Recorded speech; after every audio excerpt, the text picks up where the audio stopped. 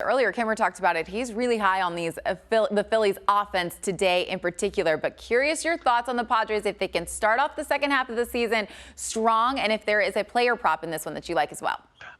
I'm not going to lie to you. You got to agree with them. It hurts me to say as a former San Diego Padre myself, but I'm taking the Phillies on the money line, -105. You got to understand the Phillies have been playing some really good baseball lately. That's not to say that the Padres haven't been as well. They're starting to turn it on as well as the Phillies, but the Phillies, quite frankly, winning 6 out of their last 10, not to mention they're 7 games over 500 right now. This team is looking to make the playoffs, and they are facing Yu Darvish, who has nearly a 5 ERA. And quite frankly, if the Padres are looking to get going, they need Yu Darvish to get going, but I'm not willing to bet on the fact that Yu Darvish gets going today. And I think you got to jump on Trey Turner because Trey Turner has 6 hits in his last 5 games. You got to jump over 1.5 total bases at -110 on this guy. And why do you got to do it? Because in 20 at-bats, he's got 7 hits off the guy, 2 home runs off of Yu Darvish. And again, Trey Turner, even though he had a slow start to the season, he's back up to 250. He's got double-digit home runs. I would be surprised if this guy doesn't go absolutely crazy in the second half. I'm talking 15-plus home runs and getting his average near to 300 again. That's what you're getting out of Trey Turner coming up. All righty, well, let's get to the Pacific Northwest. The Mariners, fresh off of hosting the All-Star game, are now hosting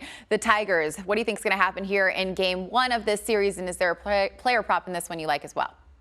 Danny, I've been saying it all year long and waiting for any of you to listen to me. The Mariners are coming, and they are a terrible first-half team year in, year out. But in second halves, they absolutely turn it on. And this happens to be kind of an outlier because they got above 500 in the first half. They are currently sitting in 3rd place in the AL West, and they are leading that hazed Angels team right now. Not on top of that, you got to jump on them on the run line today because 7 out of their last 10 games have been victories. On top of that, listen, Luis Castillo is throwing today. You got to take the over on his strikeouts today, -110. Now, keep in mind, he's got a 2.85 ERA, and he hasn't hit this mark in 2 of his last 3 starts. But you have to understand why that is. 2 of his last 3 starts were against the Rays, and another one of those starts was against another high-end team in the Astros. Guess what? The Detroit Tigers are neither of those teams. Jump all over the Mariners today and stay on them all weekend long. The Tigers are terrible.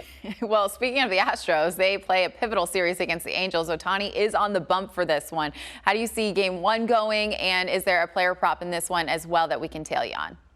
Ladies and gentlemen, I don't give out locks. I never give out locks. Ever. Never. Locks aren't a thing. Today's a kind of a lock, though. What is happening? You're telling me you're giving me the Astros on the money line against the Angels? This Angels lost 9 of their last 10? Yeah, I'll take the Astros on the money line at +125. And I know why it's at +125. Shohei Ohtani's on the mound. Of course, Shohei's one of the best pitchers in baseball, but he's not pitching all 9 innings. He just got pulled out of the 5th inning of the previous game. But I do think if he stays in 5+ innings, he is going to get the over 6.5 strikeouts against the Astros. It's a very, very good prop, and you're getting it at -130. But keep in mind, this is not going to be a victory for Shohei Ohtani, and it's not going to be a victory for the Angels. The Angels have gotten boat raced in every single game in the last week and a half. Not to mention that it doesn't matter what Ohtani does offensively or on the mound. They still figure out ways to win. The last game of the first half, Ohtani was a double away from the cycle. They lost 10-5.